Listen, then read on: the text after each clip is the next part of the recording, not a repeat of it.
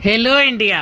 बड़ों को ढेर सारा प्रणाम, छोटों को ढेर सारा प्यार और मेरे सारे सब्सक्राइबर को ढेर सारा Ram Ram. Welcome back to my YouTube channel Simmi की डायरी ऑफिशियल में आप लोग का ढेर सारा स्वागत है। गणपति बप्पा मोरिया। दोस्तों, मैं प्यारी भूतनी का 8वां भाग आप लोग के समक्ष रखने जा रही हूँ, तो देखिए कैसा लगता है। तो अब मैं आप लोग के समक्ष रखूंगी प्यारी भूतनी का 8वां भाग।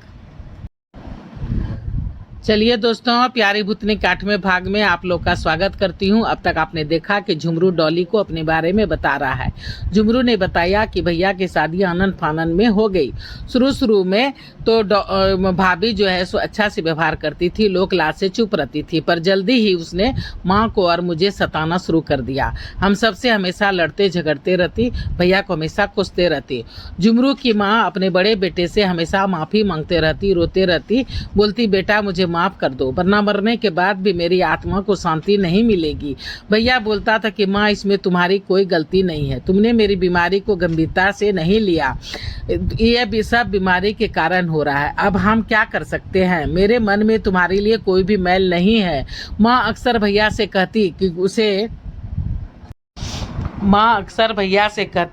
कि उसे जो उस समय उचित लगा वही उसने किया।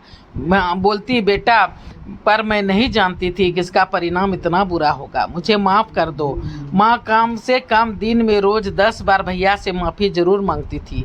माँ की तबीयत खराब रहने लगी थी, उसने अपने आप पर ध्यान देना बिल्कुल बंद कर दिया था और इधर भाभी की रासलीला शुरू हो गई थी। मेरे सारे दोस्तों को घर पर बुलाती, उसे शराब पिलाती, खुद भी शराब पीने लगी थी। उसी दोस्तों के साथ उसने संबंध भी बना लिए थे।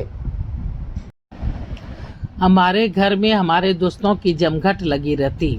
दिन भर भाभी और उसके सारे दोस्त मिलके दिन भर शराब पीते रहते। माँ नौकरानी की तरह खटते रहती, दिन रात रोते रहती। भैया ने भी पूरा शराब पीना शुरू कर दिया था। भैया अब घर पर आना बिल्कुल बंद कर दिया था, दिन भर ऑफिस में ही रहता, मैं भी बाहर ही भटकता रहता। न दिन का चैन था न रात का चैन, भूख प्यास सब हम लोग की उड़ गई थी। रात में भी मुझे भाभी तंग करने आ जाती, गाली गलौज करती। आखिर ये सब बातें कब तक छुपी रहती। पूरे गांव में इस बात की थू होने लगी थी। भाभी को एक बेटा भी हो गया था, पता नहीं किसका बच्चा था। घर से निकलना सबों का दुभर हो गया था, पर सभी मजबूर थे। एक दिन मजबूर होके माँ ने पोखर में डूब करके आत्महत्या कर लिया था। जब तक माँ थी तो अब तक तो ठीक था, किसी तरह से गुजर बसर हो रहा था, पर उसके बाद तो मेरा जीना और भी दुभर हो गया था। क्या कहूँ, रात में बिल्कुल जैसे तैसे मेरे सामने आ जाती थी। मजबूरन मैं रात में भी अब बाहर रहने लगा था और तभी से मुझे पेड़ पर सोने की आदत पड़ गई थी। मैं पेड़ पर ही अपना बेड लगा करके डाल के झूला और उसी के नीचे सो जाता और नीचे में पुआल का पूरा ढेर लगा लेता कि अगर मैं गिरूंगा तो पुआल पे ही गिरूंगा, तो मुझे कुछ नहीं होगा। भैया और गांव के कुछ बड़े बुजुर्ग मुझे घुमा फिरा कर कहते कि शादी नहीं करोगे तो कोई बात नहीं, पर उसे खुश रखो तो शायद घर की इज्जत संभल जाए, पर मेरा दिल ऐसा करने को नहीं तैयार था। एक दिन रात में भाभी आप यहाँ क्या कर रही हैं, निकलिए मेरे कमरे से, मुझे भी कोई शौक नहीं है तुम्हारे पास आने की। पूरे समाज और मोहल्ले में बदनाम हो चुकी हूँ, मुझे क्या डर है। मुझे नहीं अपनाना है तो मत अपनाओ, मेरे तो ढेरों यार हैं, एक तू नहीं तो क्या और कोई और सही। अब और एक बेटा भी हो गया है, उसकी चिंता है मुझे। मायके से तो रिश्ता खत्म हो चुका है, कोई भी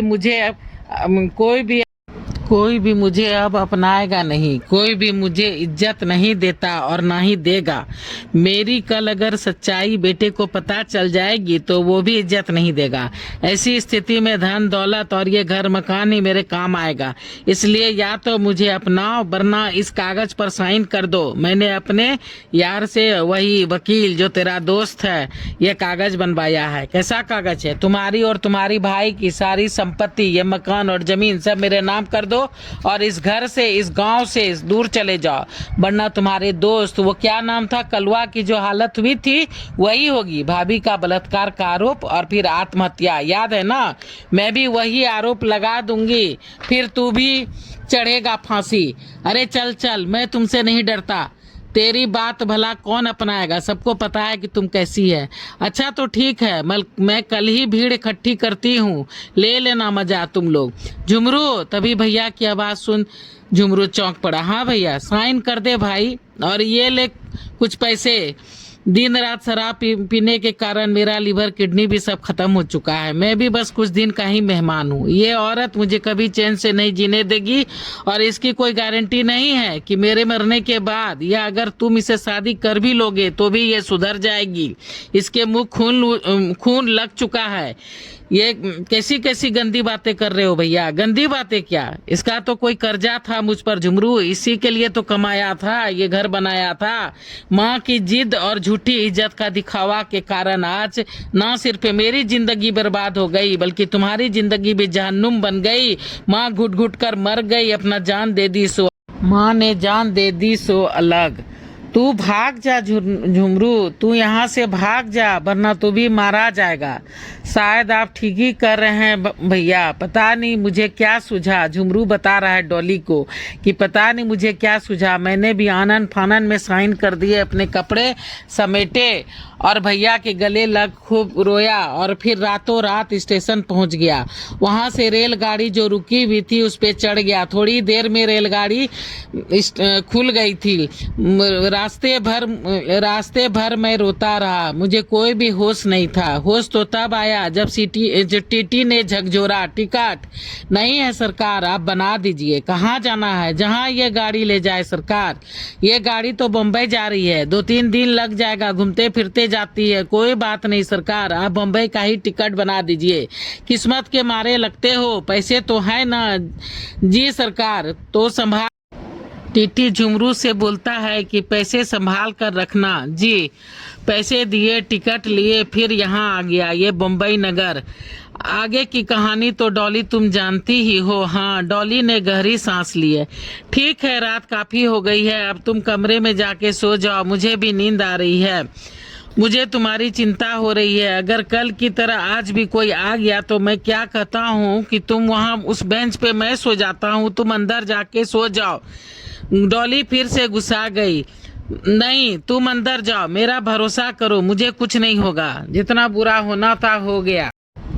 डॉली झुमरू को बोल रही है कि मुझे कुछ भी नहीं होगा, तो मेरी चिंता मत करो। वैसे तुम्हारे संतोष के लिए एक बात बता दूं कि कल मैंने ही उस लड़की को बचाया था, फिर उसके घर भी उसे छोड़ा था, इसलिए तुम्हें मेरी चिंता करने की कोई ज़रूरत नहीं है। कोई ज़रूरत नहीं है। इसलिए जब तुम वहाँ मुझे खोजने आए थे तो मैं वहाँ नहीं थी।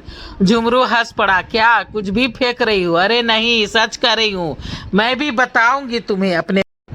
डॉली बोलती है कि नहीं, मैं सच कर रही हूँ, मैं भी बताऊंगी तुम्हें अपने बारे में, पर समय आने पर। अभी तुम जाओ। ठीक है, ख्याल रखना, कह के झुमरू अपनी कोठरी की ओर बढ़ गया। कुछ होगा तो आवाज़ देना। डॉली बोलती है ठीक है। जब आवाज़ लगाई थी, जब ज़रूरत था, तब तो कोई नहीं आया था। ये सोचते हुए डॉली की आंखें डबडबा गई। झुमरू को जाते हुए देखते रही। कितना कुछ सहा है इसने, पता नहीं गांव में इसका भाई पर क्या गुजर रही होगी। बेचारा डॉली झुमरू के बारे में सोच रही है कि बेचारे ने कितना कुछ सहा है, पता नहीं इसके भाई पे गांव में क्या गुजर रही होगी। अभी तक जिंदा भी होगा या मर गया होगा। उसके मरने के बाद पता नहीं इसे खबर भी हो पाएगी कि नहीं। ये सोचते हुए उस डॉली जो है सब सोने की तैयारी करने लगती है। तो चलिए दोस्तों, अब मैं 8वां भाग यहीं पर ख़त्म करती हूँ, फिर आगे का आगे रखूँगी।